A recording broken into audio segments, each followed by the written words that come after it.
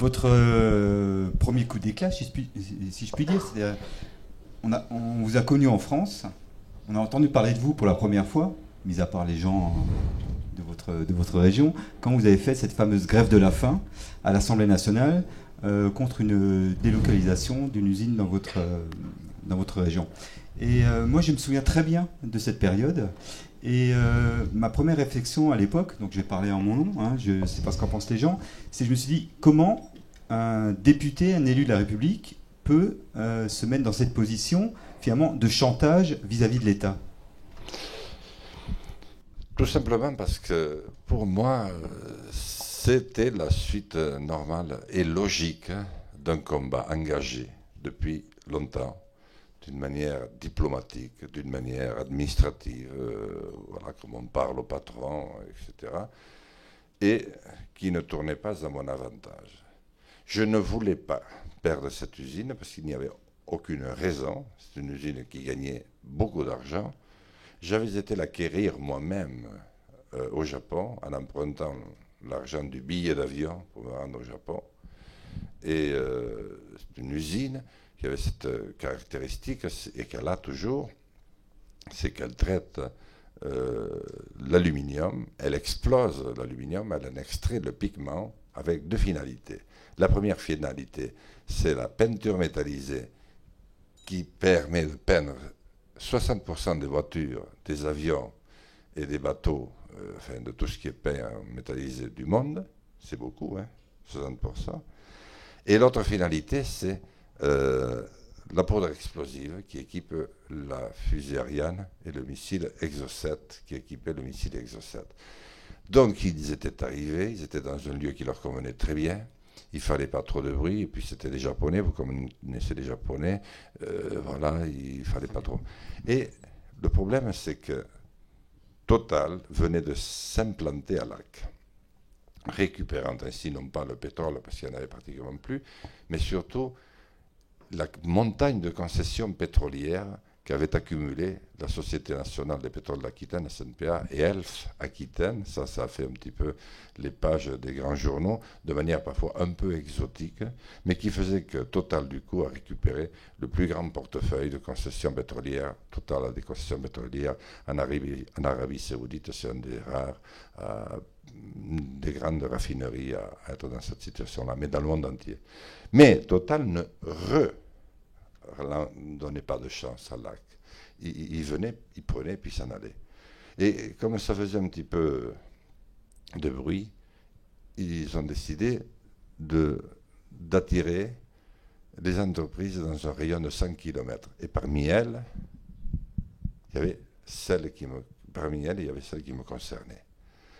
Et là, j'ai vu Desmarais, le nom ne me revenait pas tout à l'heure, le PDG mythique de Total, Thierry Desmarais, et à la préfecture une fois, et je lui ai parlé. Je lui ai dit, ce que vous faites est parfaitement dégueulasse. Mais après tout, je ne suis pas le mieux placé pour me défendre. Après tout, bon. Tout le monde est venu ici, le général de Gaulle, le président Kennedy, tout le monde est venu visiter. Vous venez récupérer des concessions pétrolières, des millions, des milliards, etc. Vous n'avez même pas la délicatesse de nettoyer le sol. Vous partez. Et ce que vous faites ici, vous le faites dans le monde entier. Je le sais parce que je suis aussi président des populations des montagnes du monde. 78 pays sur les 5 continents. Donc je les retrouve de temps en temps. S'il ne m'avait rien fait, je ne l'aurais rien fait. Et je dis, monsieur le PDG, si vous m'enlevez cette entreprise, vous le pleurerez en larmes de sang. Alors il a été voir le préfet en disant, j'ai eu une luberlue, là, c'est bizarre, qui m'a dit. Donc je l'avais averti.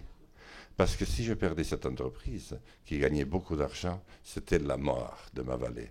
Cette mort qui avait posé tant de soucis à mon père et qui faisait que j'avais fait certainement de la politique. Mais il y avait d'autres choses.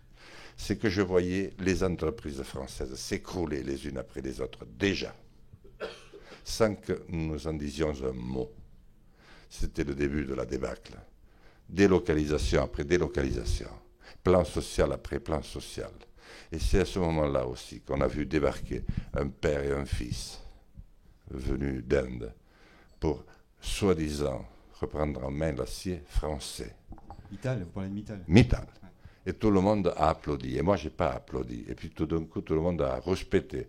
Donc, M. de Villepin a dit, on va organiser la résistance économique. Mais rien n'y a fait, vous avez vu ce que c'est venu. Donc, c'était un symbole fort pour moi, parce que je ne voulais pas perdre cette usine, je n'avais pas le droit de perdre. Et en même temps, c'était une manière de poser un signe, je crois beaucoup au symbole, au niveau du pays tout entier, en disant, attention, la France, je l'ai beaucoup expliqué à l'époque, ton industrie fout le camp. Et malheureusement, le Tour de France que j'ai effectué l'an dernier m'a, d'une manière étonnamment flamboyante et triste, conforté dans ce point de vue. Mais j'avais fait autre chose, alors, pour que vous compreniez bien et que nos amis comprennent bien. J'ai chanté pour interrompre Sarkozy à l'Assemblée nationale. Ça, c'était plus tard, ça. C'était avant. Avant ? Oui, en 2002, 2003. Avant votre grève ? Oui. D'accord. Pourquoi ? Parce que c'était la fin, le début de la fin des services publics à la française. Je suis très républicain, certainement, comme beaucoup d'entre vous, et je me sens un petit enfant de la République parce que sans elle, je n'aurais rien fait. Et de l'éducation nationale aussi. Et je pense qu'autant il faut des entreprises, et moi-même j'ai créé la mienne, donc je sais ce que c'est, et de prendre des risques, et de passer des nuits blanches parce qu'on n'arrive pas à passer ses CEDIC et ses URSSAF, et de payer des ingénieurs qui sont plus brillants que vous, mais qu'il faut, et puis d'avoir des projets ambitieux. J'ai fait du temps de Franco, j'ai réalisé du temps de Franco 2/3 de l'assainissement de la ville de Bilbao. C'était pas rien, il fallait un culot d'acier, j'avais 23 ans, j'avais les cheveux longs, j'avais des boutons partout, et j'avais convaincu que je ferais. Et j'ai fait les premiers espaces verts, voilà. Bon, peu importe, ça c'est pour dire un petit peu. Mais sur le champ, je terminais le plus grand tunnel d'Europe, qui avait mobilisé contre lui 70 pays. Ça a été la première grande lutte citoyenne contre une infrastructure routière ou de chemin de fer ou autre. Depuis, il y en a eu beaucoup, l'aéroport de Nantes, de Lac, vous savez, dans le Tarn, etc. Bon, mais enfin, moi, j'étais jusqu'au bout, têtu. J'ai eu la chance de gagner toutes les élections. J'ai fait ce tunnel. Mais l'État s'était engagé à mettre en place un programme de développement pour notre vallée et surtout à renforcer les services publics, puisque nous allions améliorer les voies, la voie de communication avec l'Espagne, pays, et puis l'Aragon, etc. Et pour des raisons politiciennes, il a été décidé au dernier moment de fermer la gendarmerie, où devaient arriver 23 gendarmes chargés de la surveillance des routes. Vous imaginez, pour une petite vallée de montagne, 23 familles, c'est considérable pour les écoles, et de ne pas construire une caserne de gendarmerie, alors que les 2 tunnels des Alpes, le Mont-Cenis et le Mont-Blanc, venaient de brûler avec 400 morts. Je ne voulais pas qu'un jour, sur le front de mes 4 enfants, il y ait la muraille de la honte, vous comprenez. Et Sarkozy m'avait promis, il n'a pas tenu, je lui ai dit, écoute Sarko, tu ne veux pas m'entendre, un jour tu m'écouteras. Et j'ai dû attendre 6 mois, parce que je ne pouvais pas l'interpeller quand il y avait un motard qui avait été tué, ou un policier. C'était le moment de la grande crise corse, où il décidait de mettre un peu d'ordre. Et 126 maires avaient voté pour un département basque. Donc l'actualité était chargée et difficile. Et ce n'est que le jour où la France entière a été en ébullition, c'était du temps de Chirac, les étudiants tous contre Luc Ferry, les intermittents du spectacle dont personne n'avait entendu parler, tous contre Jean-Jacques Ayagon. Tout le monde était Chirac, qui pourtant détestait Sarkozy, l'a chargé de régler tous les problèmes. Et c'est ce jour-là, il y avait beaucoup de caméras. Et un député a posé une question d'aménagement du territoire. Et là, je me suis dit, c'est le moment. Sarkozy s'est levé, moi aussi. Lui, il a parlé, j'ai chanté. Il a perdu le Nord, tant mieux. Debré aussi, sinon j'étais obligé de faire mes valises pour partir en Amérique du Sud, parce que si j'avais déshonoré le même jour les Basques et les Béarnais, ce n'était pas la peine que je revienne au pays. Mais là aussi, c'était un symbole. Ne pas interdire la construction d'une caserne de pompiers à 5 km du tunnel le plus important d'Europe, alors qu'il y en a 2 qui viennent de brûler, il y a quelque chose qui ne va pas. Mais dans le même temps, c'est tous les services publics de France qui fermaient. Et dans les campagnes, c'était une tragédie. Et personne ne voulait le dire. Donc j'ai voulu poser ça. Et vous allez me poser la question pour le livre, mais je répondrai autrement tout à l'heure. Je suis parti faire le Tour de France parce que je n'ai pas pu l'éviter. Et parce que j'ai compris, là, qu'après le problème économique et social de cette période dure que nous vivons depuis une trentaine d'années, je ne sais pas combien, c'est la relation humaine qui est attaquée. En fait, ça veut dire que même pour un élu de la République, quelqu'un qui est élu au suffrage universel, une action, pour qu'elle soit menée au bout, il faut ou chanter à l'Assemblée nationale en interrompant Sarkozy, ce qui est plutôt assez drôle, ou alors vous mettre en danger en faisant une grève de la faim. Sinon, il n'y a pas d'autre issue, il n'y a pas une issue politique. Il y a une issue politique en démocratie lorsque les choses vont bien pendant les périodes où l'économie est sur les rails. Nous avons connu les 30 glorieuses, à ce moment-là, tout fonctionne. C'est lorsque les choses commencent à moins fonctionner que la démocratie elle-même a des problèmes. Et là, manifestement, nous avons un problème. Parce qu'autant le dire tout de suite, plutôt que de le dire à la fin du repas, je pense que vous m'avez invité pour que je ne pratique pas la langue de bois, nous ne représentons plus le pouvoir. Le pouvoir, c'est terrible pour un homme passionné de politique, qui a la politique dans le sang, de devoir dire ça. Et je m'excuse auprès, mais toi tu es un élu régional, donc, et encore aimé des Français. Mais à l'Assemblée nationale, nous sommes un théâtre d'ombre. Mais que décidons-nous donc? Et que décide le chef de l'État? Regardez, nous avons de nouveau la guerre à nos frontières, les guerres de religion les plus violentes, connues depuis 500 ans sur fond de pétrole aujourd'hui, se réveillent à nouveau, égorgeant tous sur leur passage. Et qu'est-ce qu'on donne comme consigne au préfet? De mettre la France en coupe rase, en changeant tout, les régions, les départements, comme si c'était une priorité absolue. Est-ce que la priorité ne serait pas ailleurs, par hasard? Donc, qu'est-ce que vous voulez? Moi, je ne peux pas le supporter. Je n'ai jamais supporté ce que je ne comprenais pas, et je n'ai jamais pu le faire. Alors, je ne suis pas la blanche colombe. Je ne suis pas là pour flinguer mes collègues, parce que c'est très difficile, je l'ai dit en commençant, volontairement, de devenir député. Il faut faire beaucoup de sacrifices. Il faut passer beaucoup de nuits blanches. Il faut abandonner très souvent sa famille à des moments qui sont agréables dans la vie pour devenir. Il faut prendre le dessus sur la dizaine de personnes de votre âge qui sont là pour capter ce poste tant convoité. Et puis ensuite, il faut le garder. Mais le problème n'est pas là. Et la plupart de mes collègues ont beaucoup de mérite. On les accuse souvent à tort. On ne met pas l'accent sur la grave faute qui est la nôtre. C'est d'avoir été dépossédé du pouvoir et de ne pas le dire. Ça, nous devrions commencer par, et j'espère que nous allons le faire à la prochaine campagne, à la grande campagne. Nous n'avons pas le pouvoir. Excusez-nous. On va essayer de le récupérer. Avec vous, le peuple. Avec vous, les citoyens. Mais pour l'instant, c'est pas nous. Paradoxalement, c'est aussi la chose qu'on reproche aux politiques, c'est qu'ils veulent garder le pouvoir. Donc en fait, un pouvoir électif uniquement. Donc c'est un pouvoir qui ne sert à rien. Ils veulent la place. Mais c'est-à-dire, c'est assez normal, il faut comprendre. D'abord, je ne dirais pas un pouvoir électif, je dirais un pouvoir d'apparence. Parce que tout est apparat. Voilà. Mais quand vous vous êtes donné autant de mal, imaginez autant de mal, et que vous êtes arrivé, vous êtes député ou sénateur, puis ministre, puis président, etc. Vous ne pouvez pas lâcher.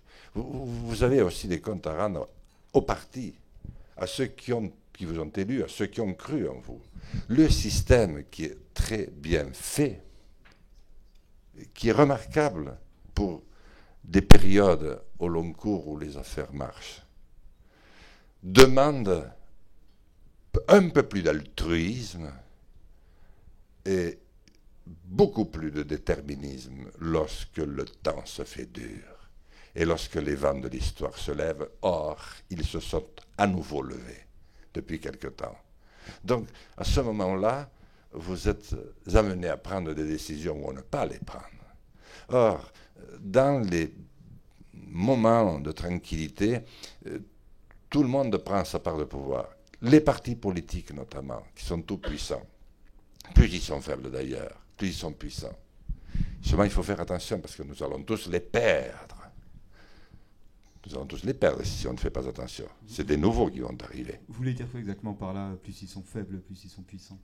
Mais regardez l'engouement qu'il peut y avoir autour des partis politiques. Vous êtes plus jeune que moi, mais j'en appelle à ceux qui ont à peu près mon âge.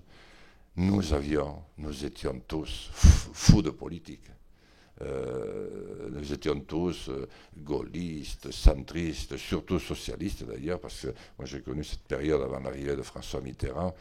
Bon, regardez les jeunes d'aujourd'hui, ils ne se sentent absolument pas, sauf quelques-uns, interpellés par la politique, hélas. Dans les partis, bon, il faut faire des cartes à 10 euros, à 20 euros pour monter le nombre des électeurs potentiels pour désigner un présidentiable. Tous les partis le font, ça n'attire pas. Si c'était passionnant, si les gens savaient que c'est là que se joue l'avenir de la cité, on pourrait mettre une carte à 100 euros et trouverait l'argent. Vous comprenez? Donc, il n'attire pas. Mais par contre, c'est de formidables machines à former des hommes et des femmes qui vont gagner des élections, sans leur dire à quoi ça va servir après. Donc moi je pense qu'une des priorités sera de changer, de métamorphoser, d'adapter à notre temps les partis politiques, en commençant par l'instruction civique et la morale, et en apprenant que être élu, c'est un immense honneur qui se mérite. Et on est aussi méritant un soir où on gagne, qu'un soir où on perd sur des idées. À ce moment-là, et qu'on s'en va, qu'on ne perd pas une élection au mois de mars, comme nous le disent si bien les Français, comme députés, et qu'on revient sénateur au mois de septembre. Non, qu'on s'en va, qu'on fait une pause de 10 ans, autre chose, passe ailleurs, ou peut-être qu'on passe même tout court. Là, le respect peut-être reviendrait, parce que la réalité, c'est que j'ai trouvé un pays, en un mot comme en mille, qui a peur, et qui n'a plus confiance en rien, ni en personne, et qui déteste l'agent politique. Voilà. Même c'est de la haine parfois. Pas l'électeur local, pas le maire, pas le conseiller départemental, j'ai du mal à le dire, ou régional encore, que tout ça ne leur plaît pas du tout à nos compatriotes. Ils ne comprennent pas du tout. Mais ils n'aiment pas les élus de haut niveau, parce qu'ils disent, vous n'êtes pas capable de dire à Paris ce que nous vous disons ici. Et vous votez systématiquement le contraire de ce à quoi vous vous engagez. Et vous n'êtes pas capable de dessiner un futur. Voilà, voilà. Mais ils n'aiment pas davantage les élites, ils détestent les médias. Ils détestent. Alors là, je me fais des amis, je ne sais pas si oui, on va s'apercevoir que les Français n'aiment pas grand monde, en fait. Hein. Oui, mais il faut dire, tant pis. Non, mais ok, mais on va y venir. La justice non plus. Oui, bon, personne. Hein. Ouais. Mais ça, c'est un petit peu sur ce constat que vous décidez de parcourir la France. D'ailleurs, certains de vos collègues élus vous en félicitent un petit peu en cachette en disant nous, on ne pourrait pas dire ce que tu dis parce qu'on a le parti, etc. autour. Et on a l'impression que c'est une idée qui vous est arrivée d'un coup, qui est devenue une idée fixe et qui a cheminé. Et vous ne pouvez plus faire demi-tour. C'est-à-dire qu'une fois que vous avez décidé de partir, vous êtes parti. Vous êtes parti un petit peu comme ça, à l'arrache. C'est exactement ça, sauf que l'idée n'a pas cheminé, hélas, en une nuit, parce que ça m'aurait bien rendu service. L'idée a cheminé dans ma tête depuis une quinzaine d'années, et elle s'est faite véritablement obsession depuis ma réélection. C'est pour ça que j'ai décrit en détail le moment de la réélection, parce que je vais vivre un moment de bonheur qui va tout de suite devenir un moment d'infinie tristesse, parce que je sens que ce coup-ci, je vais devoir faire encore plus semblant que les autres fois, et que je ne pourrai pas le supporter. C'est à ce moment-là que ça naît. Et puis, dès que nous rentrons le président a dit « Jamais je ne signerai le pacte européen », vous vous souvenez de cela. Je le négocierai avec Angela Merkel et je le négocierai avec M. Barroso et les 26 pays. Et le premier vote qui vient à l'Assemblée nationale, j'ai vu des députés socialistes pleurer et venir pleurer à mes côtés. Parce qu'à ce moment-là, ils m'aimaient bien, bon, pas étant de misère, mais comme j'étais tout seul, même Bayrou n'était pas là. Et puis il y avait des écologistes aussi. Et je lui ai dit, oui, tu as été obligé de voter. Et il n'y a rien de changé par rapport à ce que disait Sarkozy. Moi, je vais te montrer ce qui a changé en avant un propos qui d'ailleurs a disparu, qui était dans une page qu'on avait mis en avant-garde, qui a d'ailleurs disparu, pour dire qu'il y avait je ne sais quoi. Personne n'en a tenu compte. Ça a été la première des illusions, mais elle a pesé lourd. Hein. Là, j'ai commencé. Mais ça pesait lourd aussi dans les échanges que nous avions entre députés. Parce que vous savez, on dit souvent, regardez-les, ils se battent tous, mais après, à la buvette, ils sont tous copains. Ils se tapent tous dans le dos, comme cochons. Mais ce n'est pas une mauvaise chose, à mon avis. Ça veut dire quand même qu'on peut parler. Mais là, c'était devenu compliqué. Il faut se remettre après l'automne. Il revenait, il se faisait engueuler. Il n'y avait pas eu d'état de grâce pour François Hollande. Ce vote déjà, mais c'est curieux. Et des petits groupes se formaient qui se taisaient lorsque quelqu'un arrive. Très mauvais signe, ça. Si vous avez ça dans la famille, faites gaffe, vous n'avez pas une bonne ambiance. Il faut la soigner tout de suite. Ou dans le conseil municipal, ou dans l'entreprise, Madame la Présidente. Faites attention. Donc c'était ça. Et puis, au moment où moi je me dis, bon, maintenant on va passer la surmultiplier, parce que tout le monde me disait, bon, mais j'espère quand même que vous allez relancer l'industrie, l'artisanat, l'agriculture. Mais on s'engage sans crier gare sur le mariage pour tous. Voilà. Et tout le monde était gêné. Mais on aurait pu trouver le moyen de faire ça bien et simple. Non, on y met tout ce qu'on a de meilleur les uns et les autres, on y passe 4 mois, 5 mois. On fait des manifestations, des méga-manifestations avec ça. Un problème qui aurait pu être réglé, qui a été réglé dans notre pays, qui pouvait l'être sans tout ce tralala. Mais chacun devient fou furieux.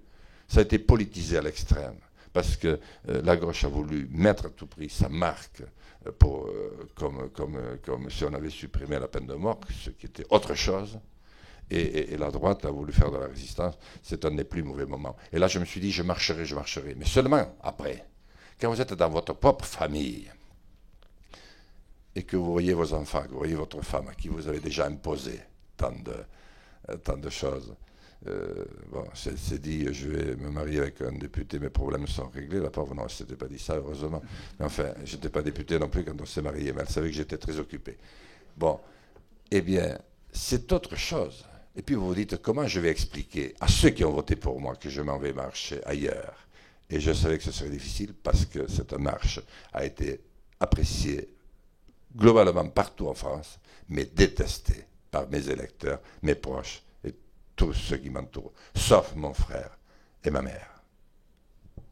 Alors, il y a un épisode un petit peu cocasse, c'est-à-dire que vous partez, vous décidez de marcher, vous allez plein nord, hein, si mes souvenirs sont direction d'un cas, et vous partez avec, en costume de député, hein, vous dites vous-même, je suis député, j'y vais en costume, mais vous y allez en chaussures de ville. Et ça pose quand même un problème quand on décide de marcher longtemps.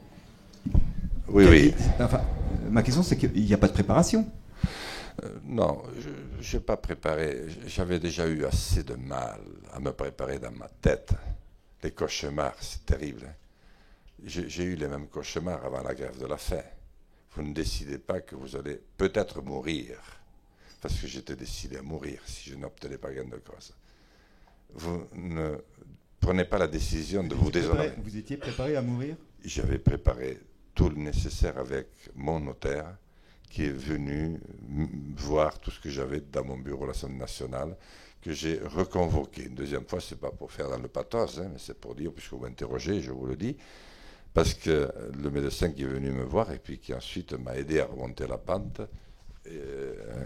et à qui je voue une reconnaissance exceptionnelle, qui d'ailleurs avait accompagné à la mort les grévistes de la fin de Madame Thatcher, les dockers anglais, comme son père avait mené à la mort ceux de l'IRA, donc il avait une certaine pratique. Il est le patron d'une clinique parisienne. Dès qu'il a su que faisait la grève de la faim, que ça n'avait pas l'air d'être une plaisanterie, il est venu me voir. Et il m'a dit, je suis frappé par toutes les dispositions que vous avez prises et par votre lucidité. Seulement, il faut que vous sachiez une chose, c'est que je crois que vous avez une résistance physique assez solide et surtout, il y a une détermination, il y a une adéquation totale entre votre mental et votre physique, donc vous allez durer certainement longtemps. Mais sachez une chose, vous avez décidé de faire vous-même votre propre communication, vous perdrez votre lucidité avant de sombrer dans le coma, alors que moi j'étais persuadé que c'était le contraire, qu'on sombrait dans le coma.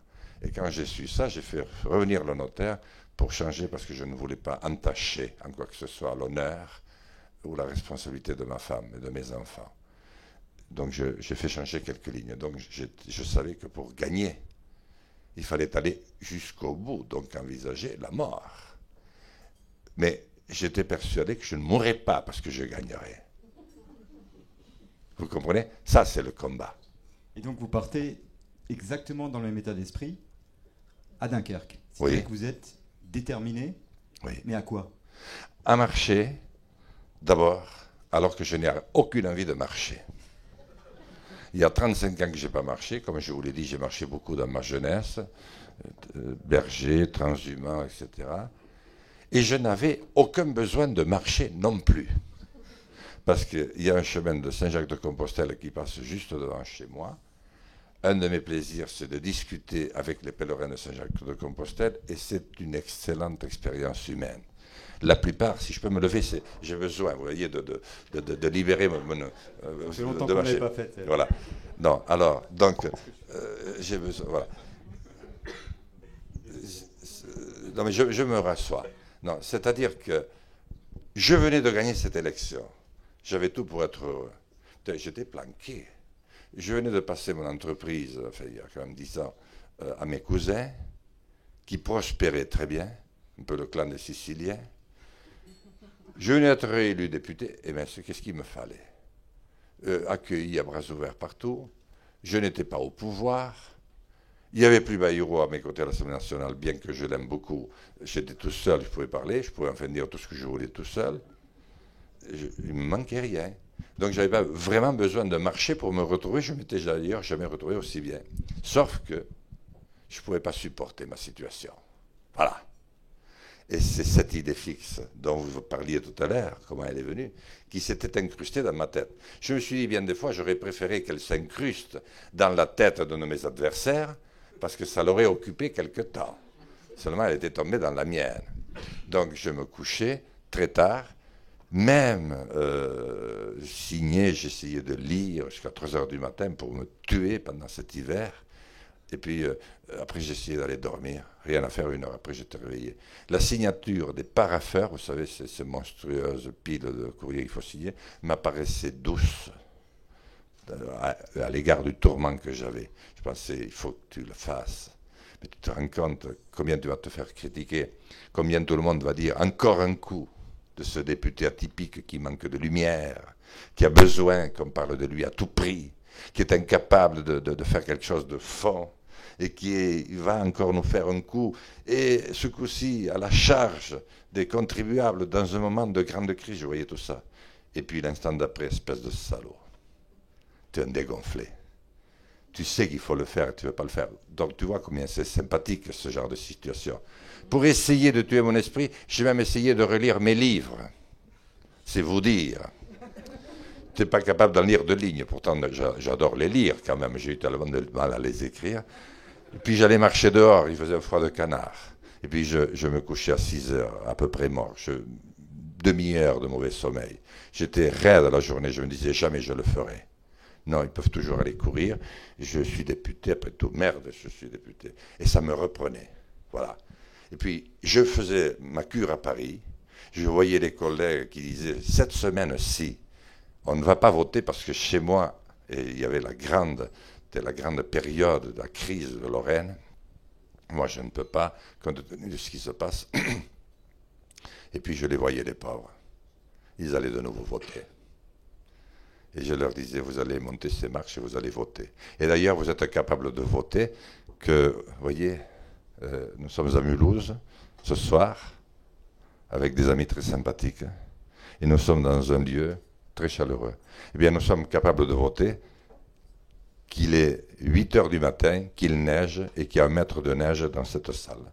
Nous sommes capables de voter ça. Eh bien, moi, je ne peux plus. Voilà. Et c'est ainsi que petit à petit, la paix est venue. Il y a eu des drôles de vacances entre fin mars. J'ai eu mes 4 enfants et j'ai réalisé qu'au fond, mes 4 fils de députés, je leur laissais moins de chances de réussir leur vie que 30 ans auparavant, mon père n'en avait laissé à ses 4 fils de berger. Et j'ai dit, ça tu ne peux pas.